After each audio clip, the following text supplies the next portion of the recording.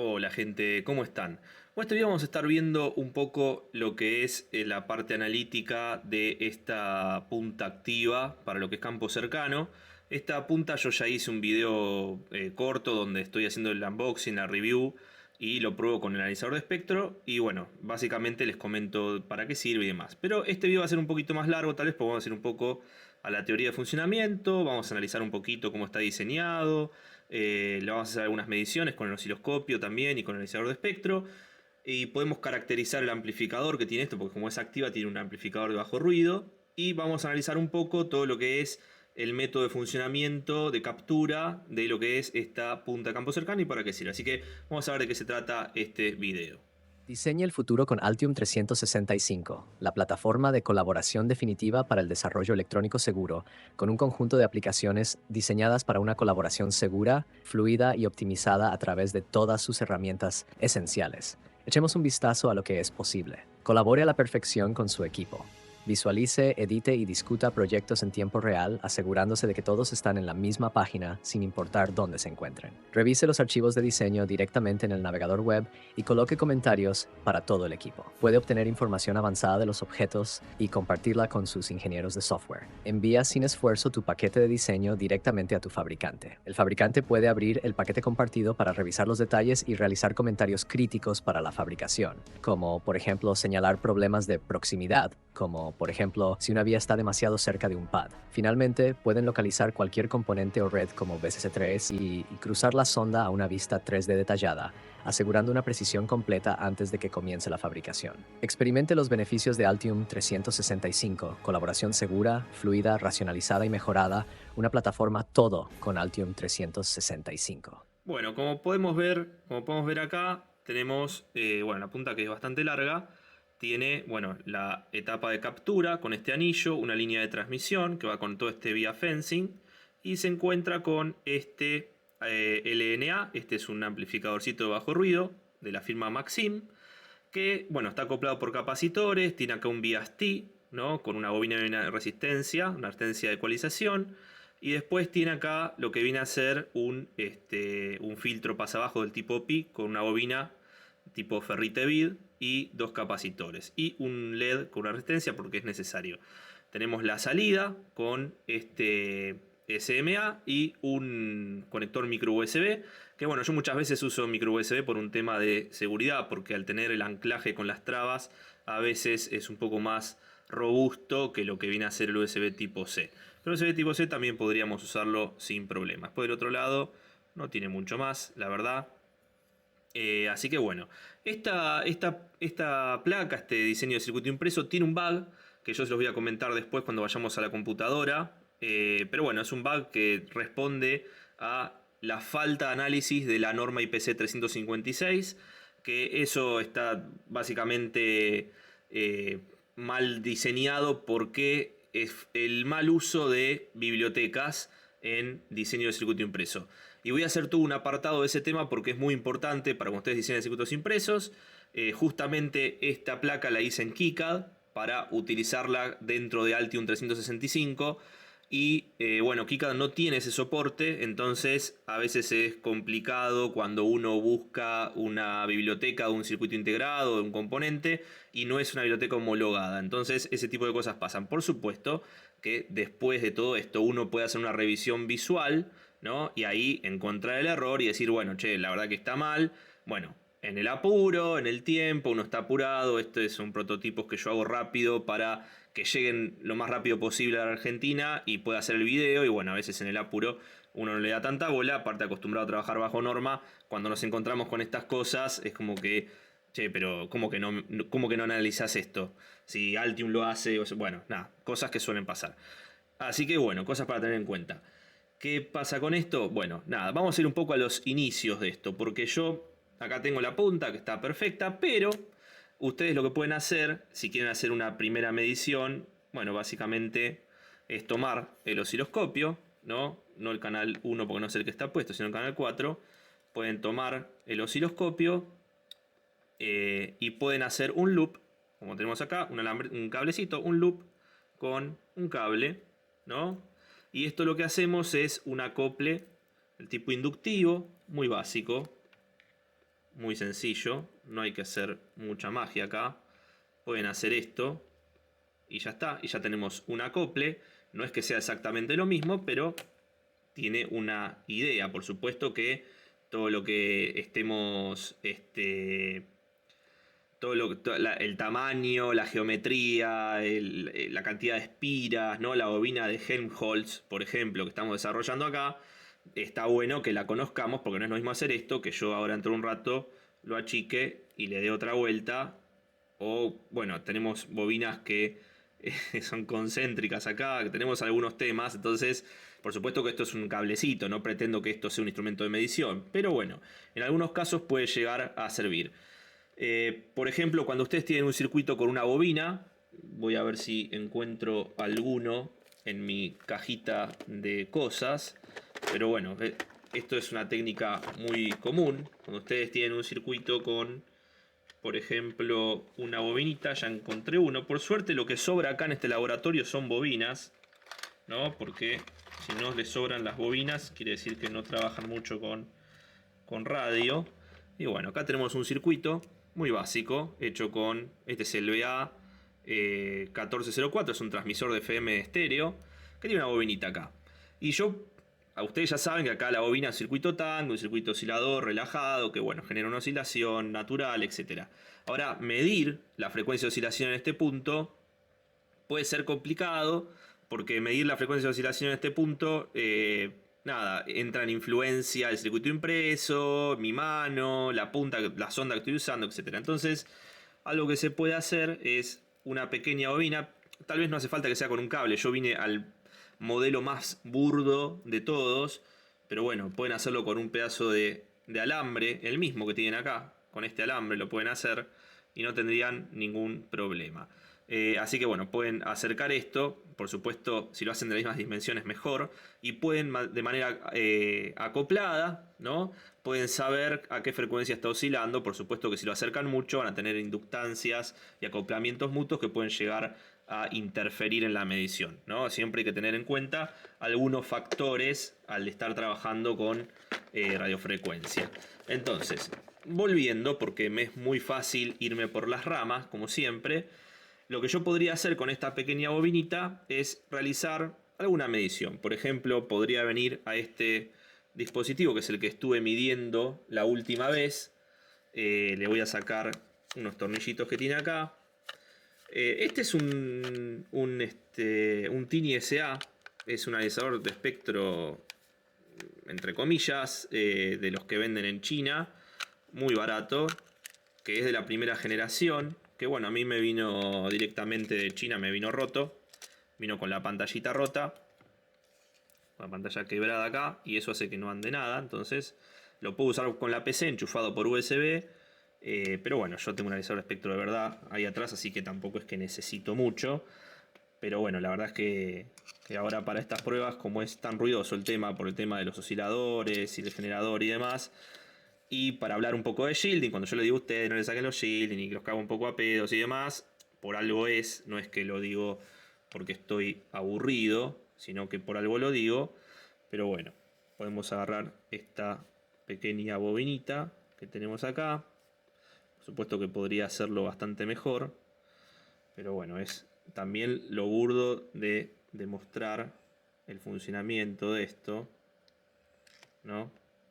¿En cuánto estamos? A ver, ¿cuánto estás? Estás por 10. Y acá estamos. Esto puede que la sensibilidad de el osciloscopio tampoco es la de un analizador de espectro, ¿no? Y la bobina esta tampoco es la más adecuada, tal vez, para hacer esto. Pero bueno, vamos a achicar un poquito. Vamos a ver el canal como lo tenemos seteado. Esto tiene que estar por acá. Vamos a ver un poco más de rosca.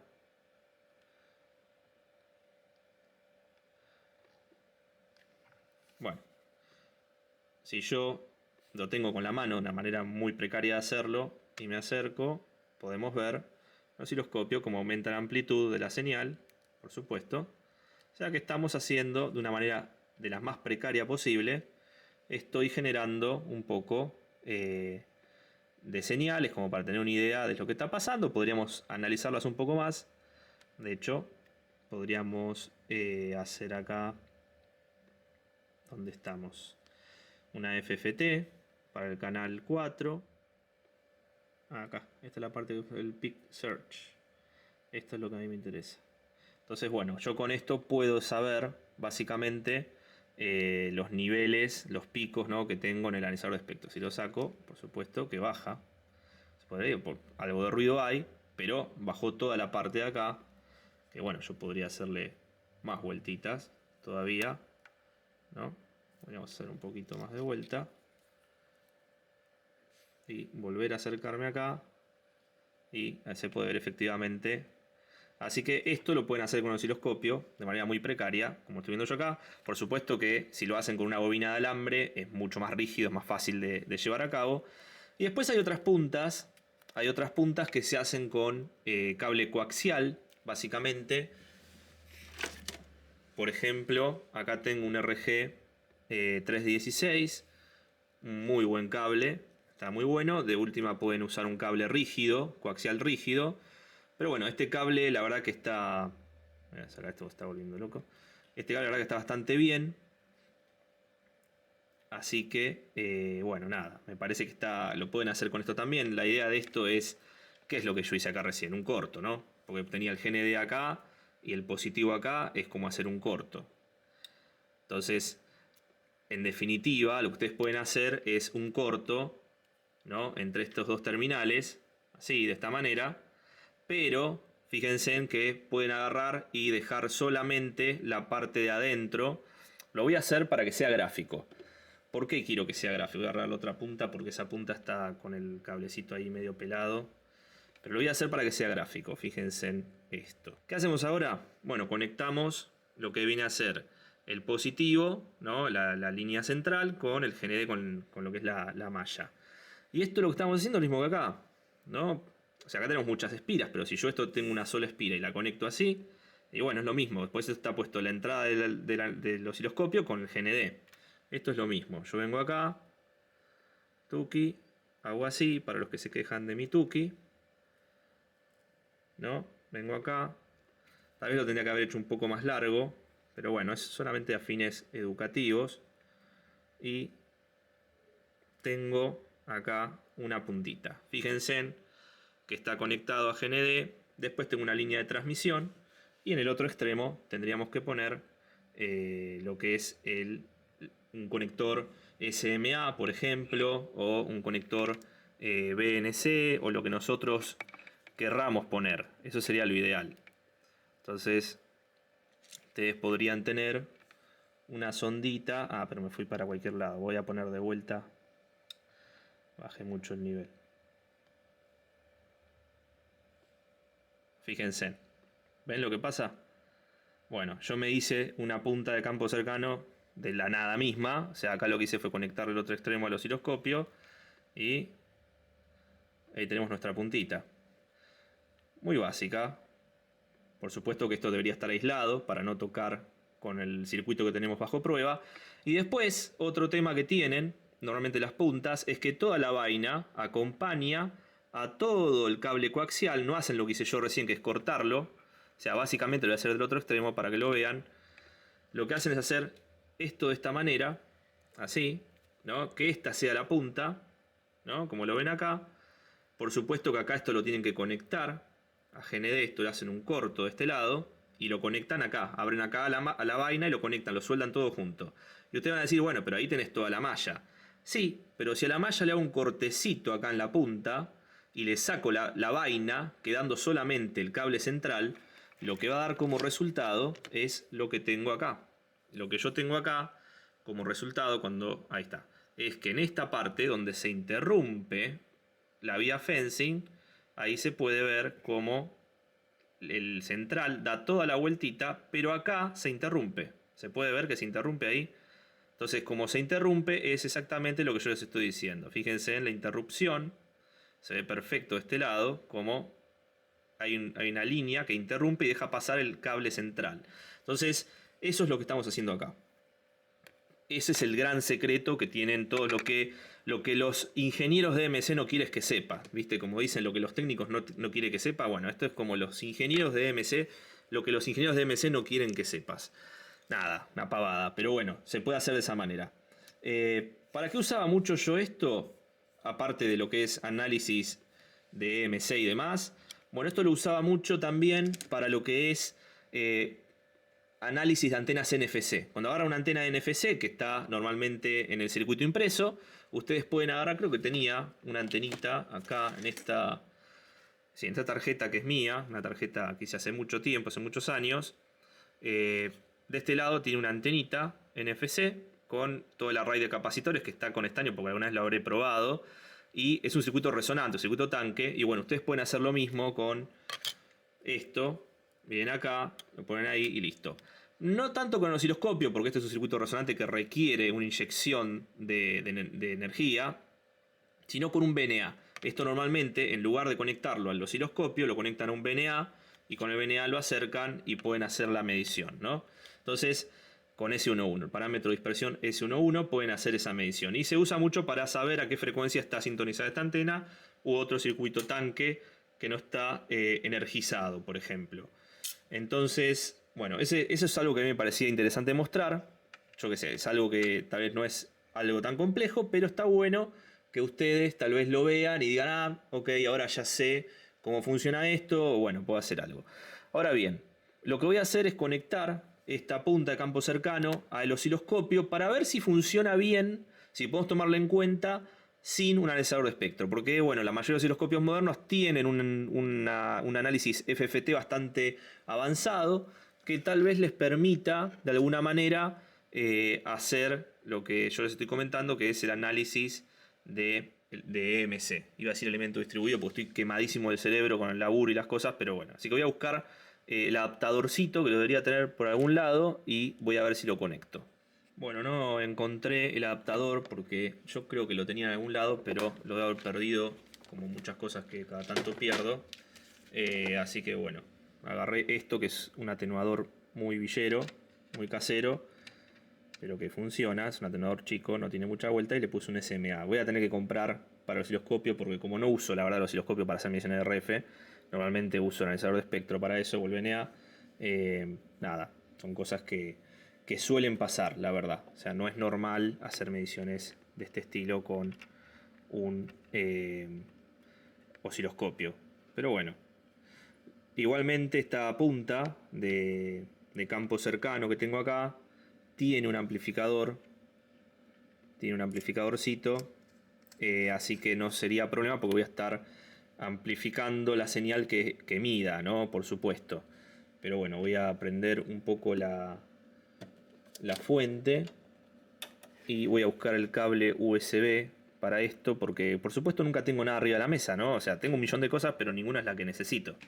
Bueno, acá encontré mi cable USB, así que vamos a enchufarlo donde corresponde y vamos a alimentar esta punta. Y ahí tenemos la punta alimentada. Y bueno, esto también tiene un falso de la San Petersburgo. Así que, bueno, nada. Vamos a ver qué pasa. Después lo vamos a ver en el... Bueno, ahí encontró ya. Ya encontró. Y que podemos usarla con un adaptador que no sea este. Podemos usarla sin ningún problema. Ese que estaba ahí era ruido mío. Bueno, está bastante movido porque también esto se mueve, es una cagada. Pero bueno, vamos a ir de vuelta a la función matemática. Vamos a cerrar acá. Vamos a cerrar acá. Y ahí podemos ver las señales. Efectivamente. Ustedes van a decir, che, pero agarraba mejor con la otra punta. Bueno, hay algunos temas a tener en cuenta acá. Primero, esto que tengo acá es un atenuador, no es un pass-through, o sea, no estoy haciendo que la señal pase de acá hasta acá. Esto es un atenuador, lo cual lo que sale por acá está siendo atenuado bastante para entrar al osciloscopio, lo cual ya eso no es bueno, prácticamente, porque me está bajando el nivel de amplitud. Entonces ustedes van a ver una señal que no es tan potente, pero que en realidad en la vida real sería más potente porque esto que está acá no debería existir, debería ser un pass-through que no tengo. Pero no importa, o sea, ¿se puede usar el osciloscopio? Podemos llegar a usar un osciloscopio, más o menos como este, que tiene FFT, podemos llegar a hacerlo. O sea, no es lo indicado porque las mediciones, ustedes ya saben que son medio cualquier cosa en RF en estos equipos, pero bueno, si quieren tener una idea, tipo, che, mirá, hay un montón de ruido acá. Bueno, ponele el shield que corresponde y con el shield que corresponde no debería haber más ruido. Bueno, entonces ustedes vienen acá, lo ponen y dicen, a ver, bueno, ya no hay tanto ruido, bajó. Les sirve para eso, para hacer mediciones relativas y no hacer nada serio de manera calibrada o de manera documental. O sea, si ustedes quieren documentar algo, no haría esto yo. Pero bueno, nada, allá cada uno de ustedes, ¿no? Con lo que quiera hacer. Pero sin el atenuador, esto tendría que ser un poco mejor.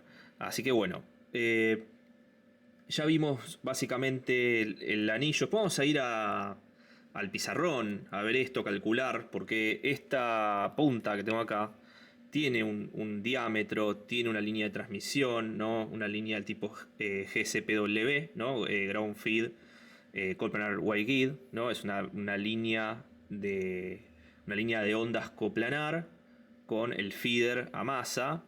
Entonces es GSPW, es un tipo de línea. El anillo que tenemos acá, podemos hacer alguna simulación de la línea de transmisión en la PC también para ver las impedancias, el parámetro de dispersión y demás. Y podemos calcular según el diámetro del anillo y bueno, y algunos otros parámetros más, qué rango de frecuencias es la que trabaja esta punta de campo cercano. Que bueno, recordemos un poco la idea de esto, ¿no? La idea de esto un poco es medir lo que viene a ser picos y cuasi picos en lo que viene a ser las normas de pre-compliance, ¿no? Donde ustedes van a hacer una medición de pre-compliance, tienen que saber qué niveles de picos y cuasi picos están por debajo de los umbrales que la norma exige. ¿Qué umbrales? Y bueno, el CISPR 11, que es la norma ISM, el CISPR 25, que es Automation, ¿no? Para todo lo que es automación y automotriz. Y después tenés FCC 15, que es la típica de emisiones americana, y la estándar militar 461, que es aeroespacial. Todo ese tipo de normas, ustedes tendrían que adquirirlas y saber los límites que tienen de picos y cuasi picos o tiempo de integración para las mediciones. Esta es punta de tipo H, ¿no? De campo magnético. Y existe la E-File, que es la de campo, la E-Field, que es campo eléctrico, que es como si fuese un dedo, que se usa más que nada para lo que es circuito impreso, ¿no? Para seguir una línea de un circuito impreso, una línea de alta velocidad. Cuando trabajan con high speed, cuando hacen diseño high speed, normalmente van a encontrar más puntas de E-Field que de H-Field.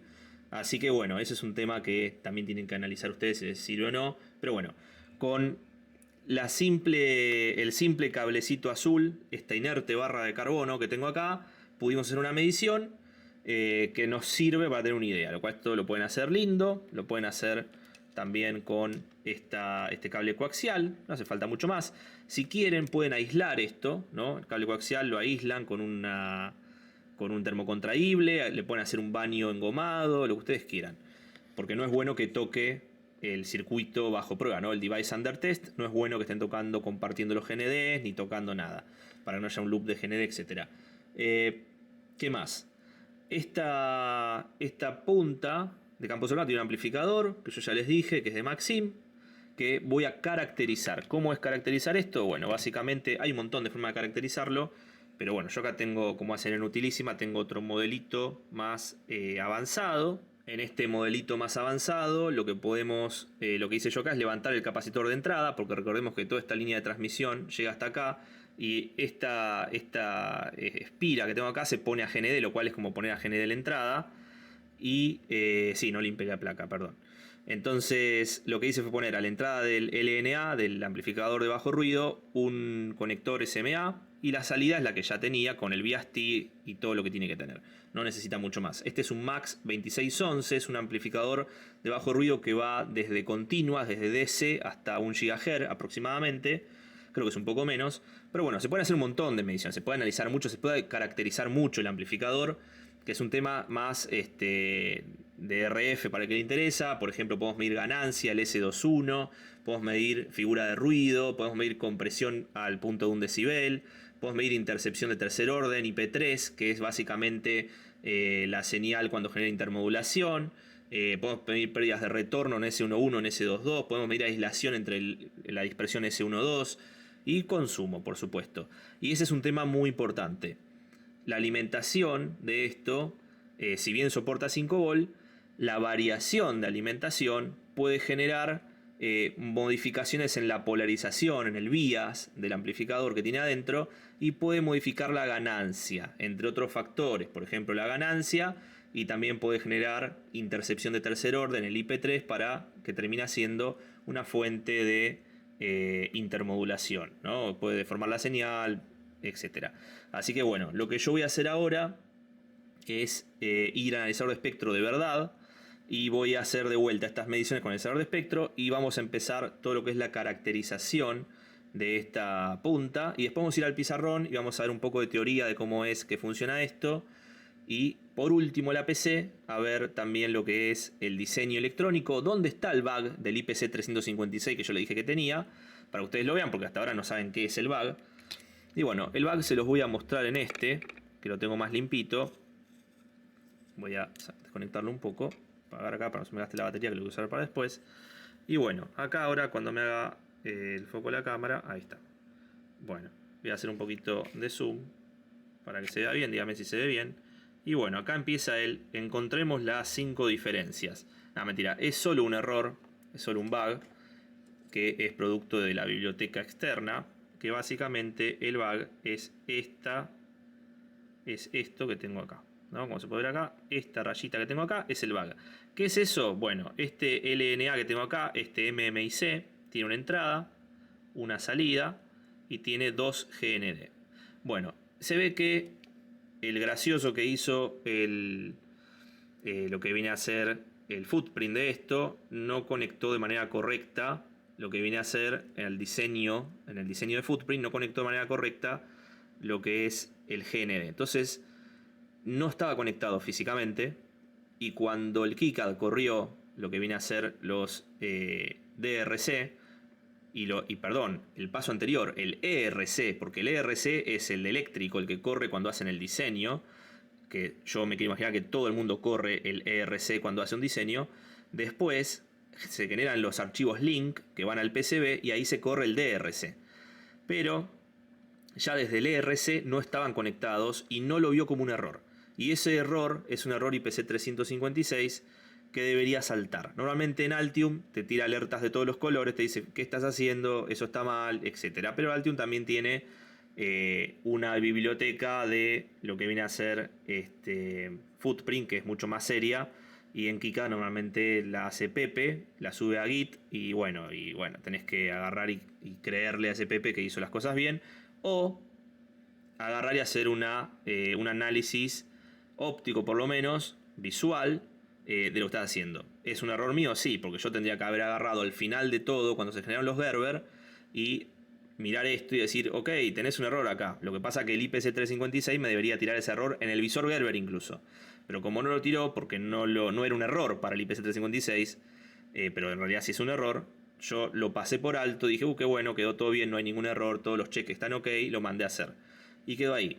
Afortunadamente, como las vías tented, todo el vía fencing que tengo acá, todo el camino que me genera lo que es la línea de transmisión, tented es que están tapadas y untented están destapadas. Como las tienen destapadas, yo pude aprovecharme una de las vías que tengo ahí y conectarle una de las patas a la vía, y ya lo tengo a GND, porque la otra pata es fiel a la que tengo acá, entonces los dos pines están conectados internamente. Lo solucioné, por suerte, de manera muy, muy sencilla. Pero si fuese un bug más complejo, y ahí ya estarían con problemas y tendrían que resolver de otra manera. Entonces, nada, ese es el error. ¿Es un bug? Sí, es un bug, qué sé yo. O sea, funciona, y si no lo ves bien el bug, si no te das cuenta y no le soldás ese pin, el amplificador no se energiza, entonces no funciona. Es un bug de categoría 2, que se puede, cuando uno analiza circuitos impresos, pero bueno, en realidad hay que analizar eso, hacer la inspección óptica, no automation, porque automation es el AOI, que también lo suelen hacer si ustedes pagan, pero si no hacen automation optical inspection, lo que pueden hacer es sentar a una persona que es la que se encarga de hacer el PCB assembly y que lo vea. Normalmente eso salta. No saltó en el IPC 356 y bueno, todo este tipo de cosas son las que hacen que uno diga, ok, ten en cuenta que KiCad tiene algunas cosas que no te las va a decir, no te las va a saltar, tenelas en cuenta, analizalas al momento de hacer un diseño. Nada, lo traigo como colación para que lo vean y digan, ok, voy a tener en cuenta esto, ¿no? Pero bueno, nada, listo. Es un bug que se soluciona fácil, no hay problema, no requiere un refactor, no requiere nada raro. Así que bueno, por eso, a ver, por ese motivo y muchos más motivos, no solamente ese, es que uno hace prototipos antes de hacer producciones. Es decir, yo no voy a hacer 300 de estas o 1000 de estas sin hacer 5 primero, analizarlas, probarlas. ¿Por qué? Porque yo podría, más allá de este error, yo podría tener un error de adaptación de línea, podría tener un error de filtrado, podría tener un error en el LNA, la alimentación, podría tener un error en el footprint de alguno de los conectores. O sea, hay un millón de cosas por la cual uno hace un prototipo, por eso existen los prototipos, y después las producciones se hacen en base a un prototipo evolucionado. Pero bueno, nada, eso lo comento porque es interesante verlo, y si trabajan con KiCad tengan en cuenta cuando usan bibliotecas que no son oficiales, tengan en cuenta todo lo que es el IPC 356 y demás. No oficial porque este integrado, el MAX 2611, no está dentro del pool de componentes que trae KiCad, que es normal que pase. Los componentes más exóticos o los amplificadores, toda la parte de ref es más difícil que la traigan, pero bueno, o sea, uno tiene que tener en cuenta. Si no, lo que se hace laboralmente cuando uno trabaja es generar sus propios footprints. O sea, el footprint normalmente en una empresa cuando ustedes van a trabajar lo hacen ustedes. No, si no es un problema. O sea, normalmente el footprint lo hace la propia empresa, queda en una biblioteca de la empresa y es propiedad intelectual de la empresa. Entonces, nada, yo esto no lo hice para la empresa, esto lo hice para mí, lo hice rápido para YouTube. Dije, no me voy a poner a fabricar un footprint, aunque esto es bastante básico. Dije, a ver, acá está, listo, lo encontré, lo pongo. Era un GitHub que suele hacer este tipo de cosas, suele hacer footprints. Entonces yo dije, bueno, es un GitHub conocido, lo pongo. Y tenía ese bug. Nada, pavada. Después le subiré un issue a GitHub diciéndole esto, pero bueno, no pasa nada. Así funciona todo este tipo de cosas. Bueno, vamos al Rigol, al 815, al analizador de espectro, y vamos a ver esto, y así podemos caracterizarlo también, ¿no? Porque queremos ver la ganancia, por ejemplo, que tiene acá, para tener una idea. Bueno, acá estamos en el analizador de espectro de verdad.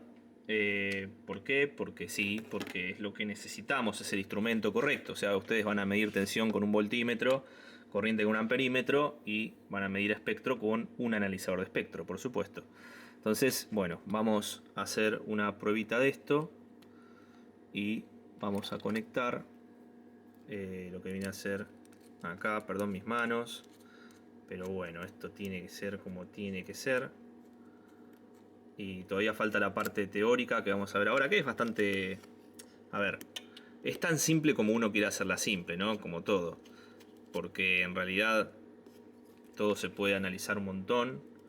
Pero bueno, yo trato de traerles a ustedes, trato de traerles algo que sea sencillo, ¿no? De entender. Si no, es toda una cagada y bueno. Bueno, acá tenemos la punta de campo. Y acá tenemos todo esto. Se ve, es otra cosa, esto es otro nivel. Lo que se ve acá es otra cosa. Acá estamos viendo la punta, la estoy acercando. Voy a sacar el shield que tiene esto acá.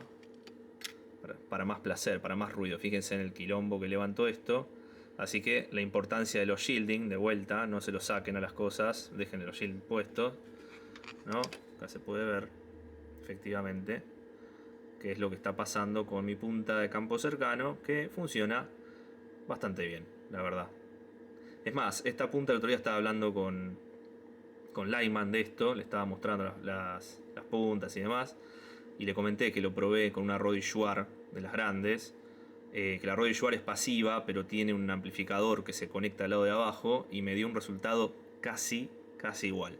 Lo cual eso me puso más contento todavía y dije, ok, está bastante bien. Pero bueno, tenemos una punta que viene con amplificador. Que si bien ustedes pueden poner un amplificador por separado, que tenga ya, que esté incluido en la propia punta, está bueno, está interesante. Así que lo que voy a hacer ahora es, bueno, desenergizar esto. Y vamos a ir al modelo de la otra. ¿Dónde está? Esta que tengo acá. Voy a apagar esto porque no me interesa. Sacamos, hacemos un corto con el shield tirando arriba de cualquier cosa. Y acá tenemos esto. Bueno, ¿qué tenemos acá? Tenemos el amplificador, el LNA que tenemos acá. Vamos a hacer un poquito de zoom, aprovechar que tenemos zoom.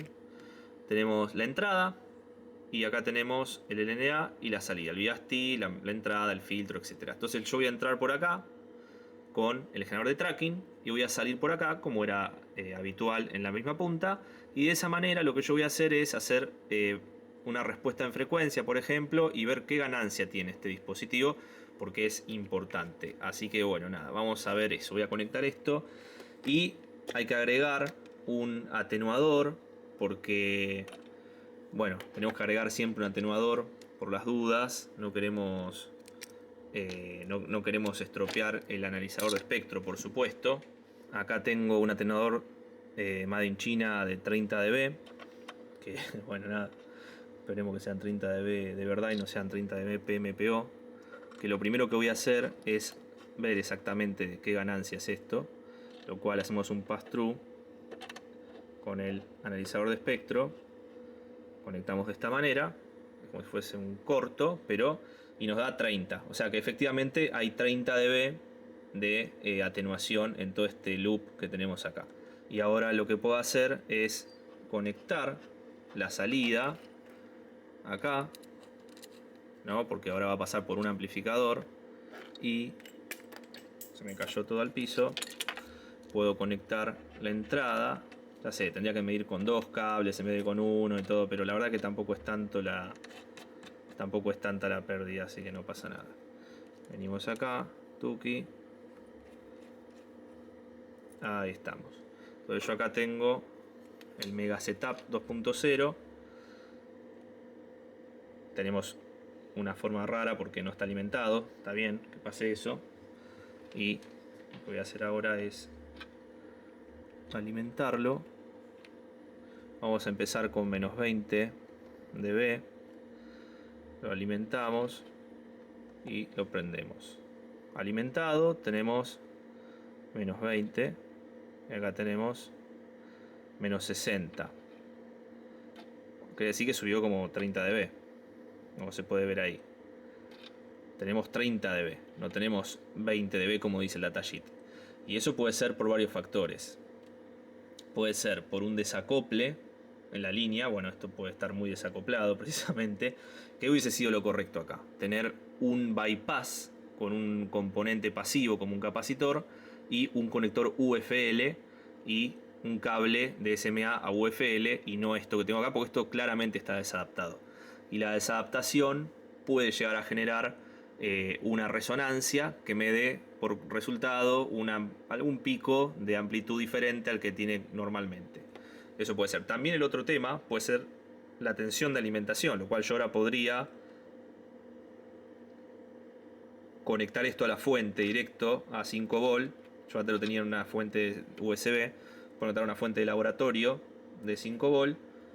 Le voy a dar acá, lo voy a prender y voy a bajar un poco la tensión por un tema de polarización. Y ahí tenemos nuestros 20 dB de datasheet.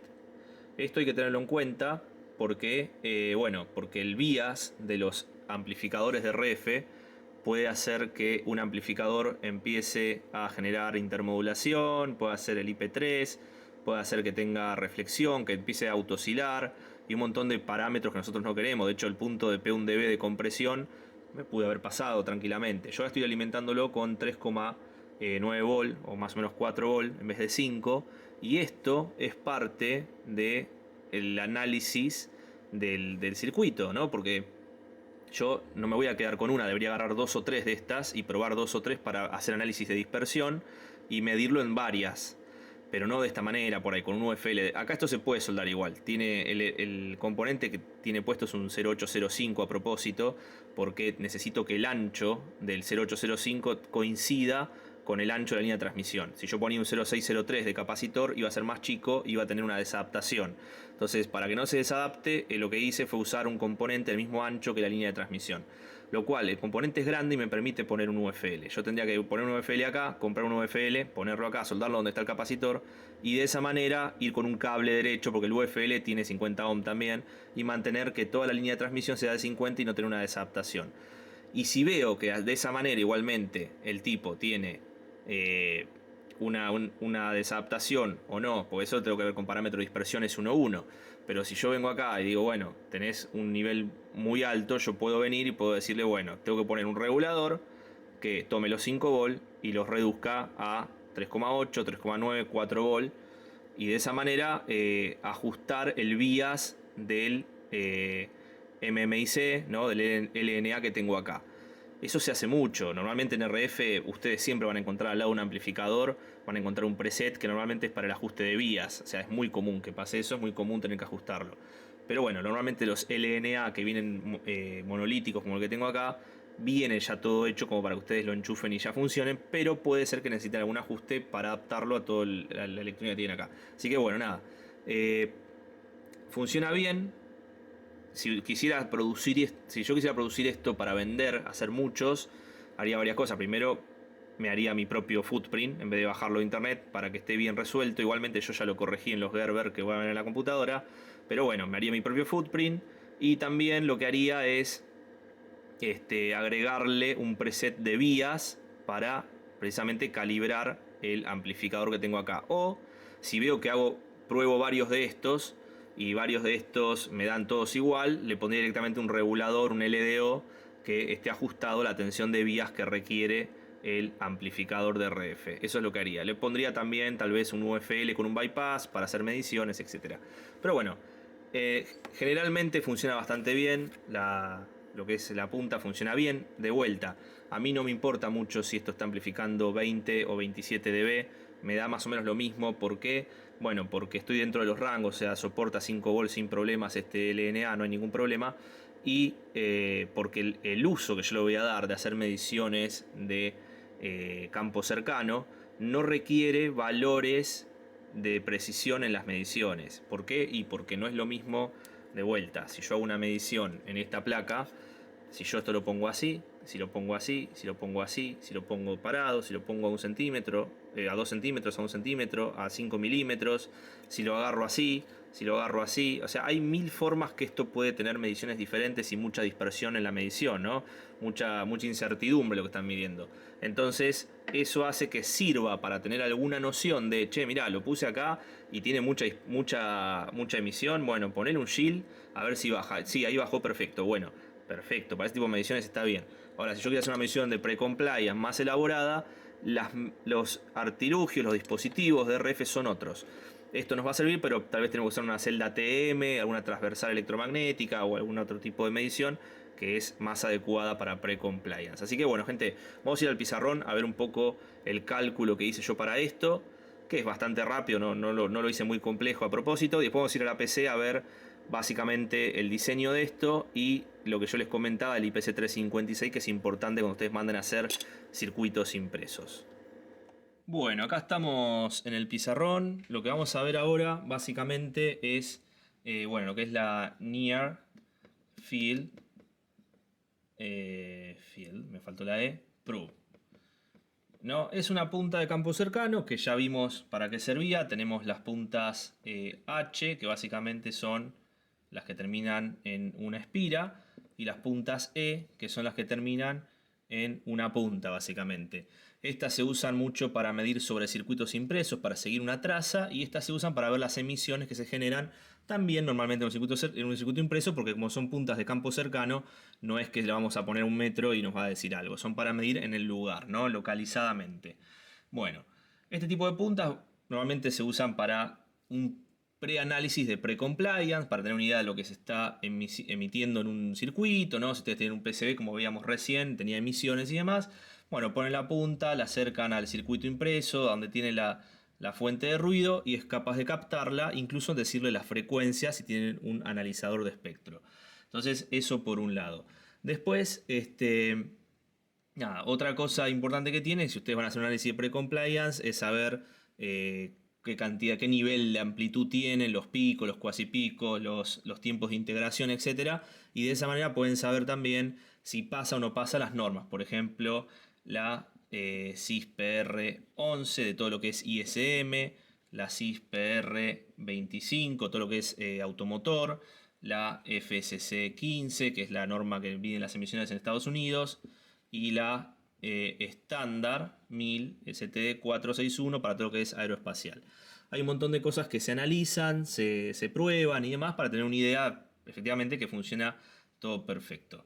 Bueno, esto básicamente, este circuito está basado, ¿no? Nosotros podíamos venir por acá a tener un equipo de medición, por ejemplo un analizador de espectro, un Spectrum Analyzer, tener lo que viene a ser una línea de transmisión con este circuito conectado a GND, por supuesto, todo este GND es la malla del cable coaxial, esto es un cable coaxial, y fíjense en que la espira cierra GND, que es lo que estamos haciendo nosotros antes.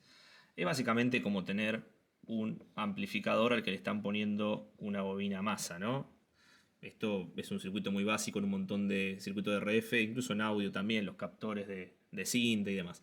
Pero bueno, este tipo de cosas es lo que estamos haciendo acá. Por supuesto que como es una bobina, no deja de ser una bobina, tiene inductancia, capacitancia, impedancia, etcétera, que se puede calcular, por supuesto. Entonces, nosotros podríamos saber según el diámetro, o mejor dicho, el radio de la bobina, el espesor, la sección de el cobre que estamos usando, o en un circuito impreso, podríamos saber un montón de cosas. Por ejemplo, tenemos que la inductancia es la permeabilidad en el vacío, mu0, por el radio, por lo que es el logaritmo de un cociente, que básicamente es, voy a poner así, 8 veces el radio sobre lo que viene a ser el espesor del cable que están usando, y esto una constante mágica ancestral del número 2. Con esto sacan la inductancia. Por ejemplo, vamos a poner 1 milímetro de cobre, que es normal, y vamos a poner 20 milímetros o 2 centímetros de diámetro, ¿no? Diámetro. Entonces yo vengo acá y digo, bueno, mu0 es el equivalente a 4pi por 10 a la menos 7, sí, más o menos. 4pi por 10 a la menos 7 por metro, por el radio, que es de 10 milímetros, entonces es 0.01 metro, y esto, bueno, el logaritmo natural de 8 veces el 0.01 metro sobre, y esto dijimos que era un milímetro, o sea 0.001, un 0 más, metro, menos 2.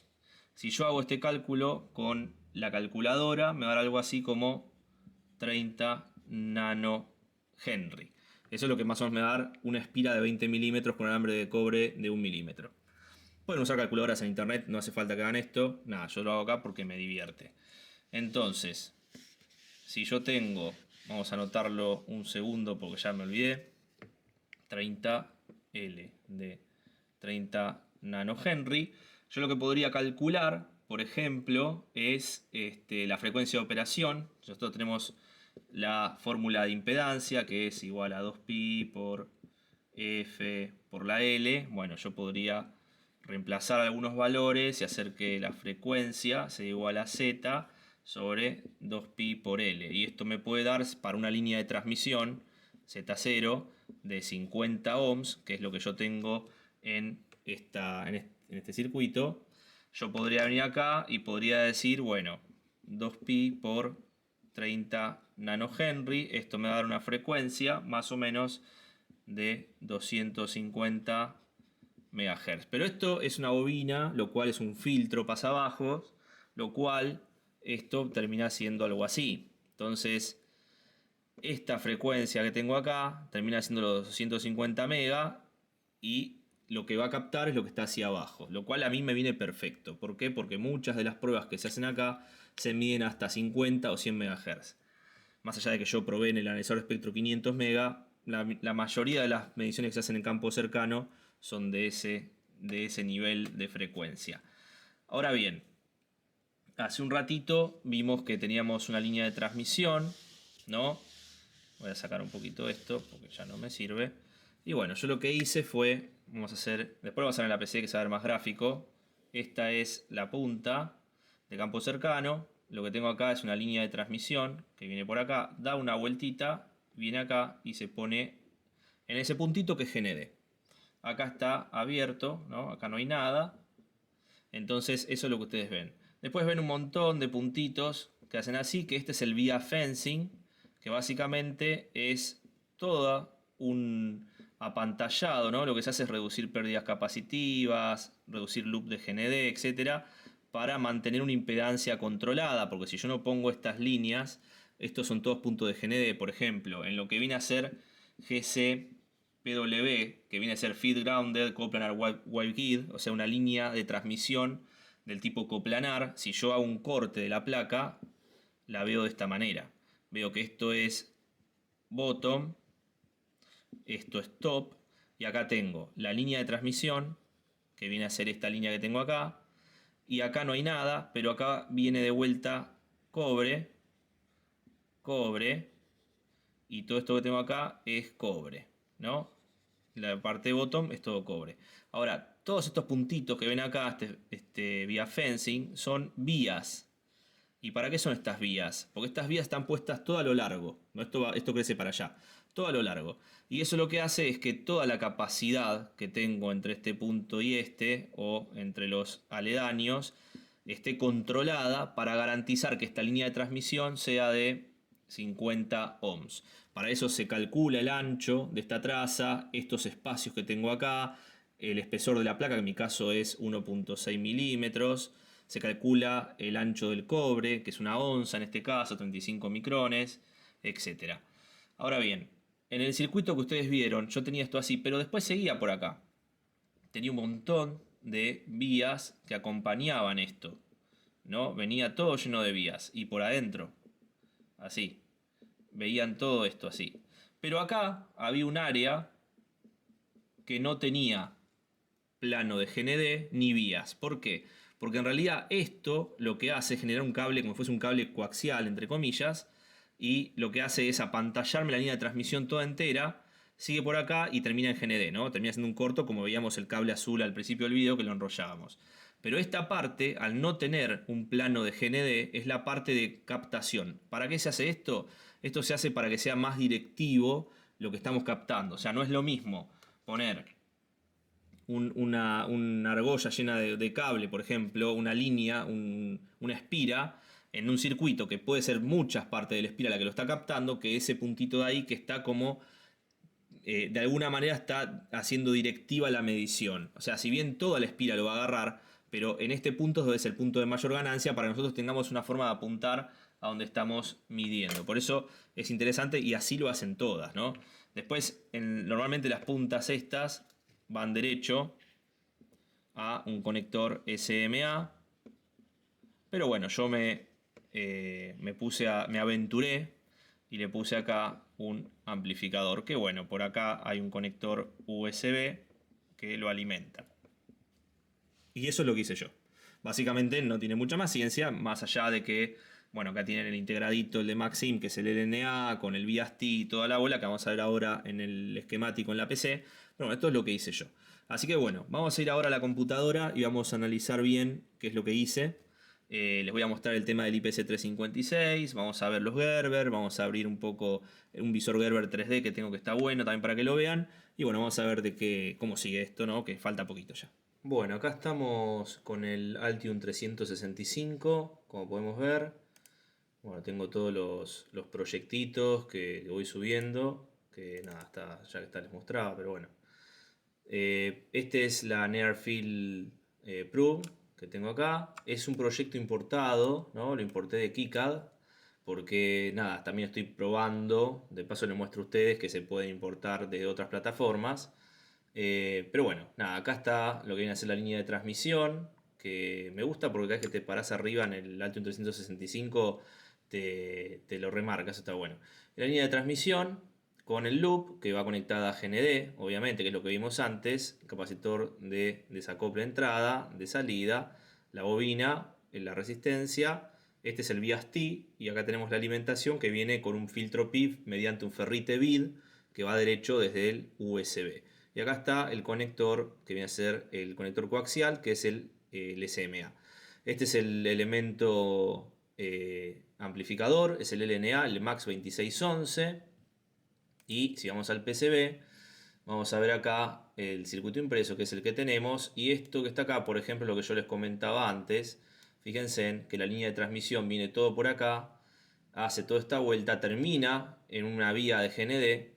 Y después todo lo que es el plano que tengo en color rojo y en azul del lado de abajo, ¿no? Si vamos a los layers, si vamos a ver, por ejemplo, el rojo y el azul, son planos de GND, ¿no? Están conectados. Pero en este punto, acá a la izquierda, no hay nada. Y ese es el punto donde enfoca básicamente lo que es el loop de medición, ¿no? Del acoplamiento inductivo de la punta H-Fill Active Probe. Eso es lo que hace. Después seguimos por la línea de transmisión y nos encontramos con el elemento activo, el capacitor, el MMIC, el LNA, otro capacitor, un VST que tenemos acá conformado con L1 y R1, el filtro Pi pasa abajo, el conector USB, el diodo de la resistencia LED y el SMA.